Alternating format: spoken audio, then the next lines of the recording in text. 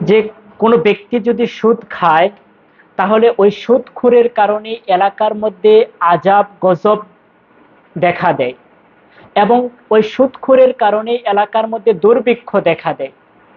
যে কথা আল্লাহর হাবিব সাল্লাল্লাহু আলাইহি ওয়াসাল্লাম বলেছেন, আত-তারগিব ও তারহিব কিতাবের মধ্যে ইমাম মুনজিরি রহিমাহুল্লাহ তিনি বলেছেন যে আল্লাহর হাবিব বলেছেন, ইদা যহারা যিনা ওয়ার রিবা ফি ক্বরিয়াতিন ফাদ আহাল্লু বিআনফুসিহিম আযাবাল্লাহ।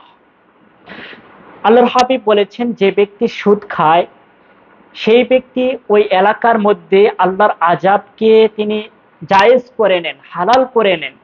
ওই সুদখোরের কারণে ওই এলাকায় শাস্তি আসা এটা কেমন জানি হালাল হয়ে যায়। ওই সুদখোর ব্যক্তির কারণে এলাকার মধ্যে দুর্ভিক্ষ দেখা দেয়। যে কথা আল্লাহর হাবিব বলেছেন, মা মিন কওমিন ইয়াজহারু ফীহিমুর রিবা ইল্লা উখিযু বিসসানাতি। আল্লাহর হাবিব বলেন, যখন কোন সম্প্রদায়ের মধ্যে সুদ বেড়ে যাবে তখন তার কারণে দুর্ভিক্ষ দেখা দিবে, ওই সমাজের ভিতরে দুর্ভিক্ষ দেখা দিবে, খাদ্যের অভাব দেখা দিবে, খাদ্যের অনাটন দেখা দিবে। তাহলে আমরা জানলাম যে ব্যক্তি সুদ খায় ওই সুদখোরের কারণে এলাকার মধ্যে ভয়াবহ আযাব এবং ওই এলাকার মধ্যে দুর্ভিক্ষ দেখা দেয়।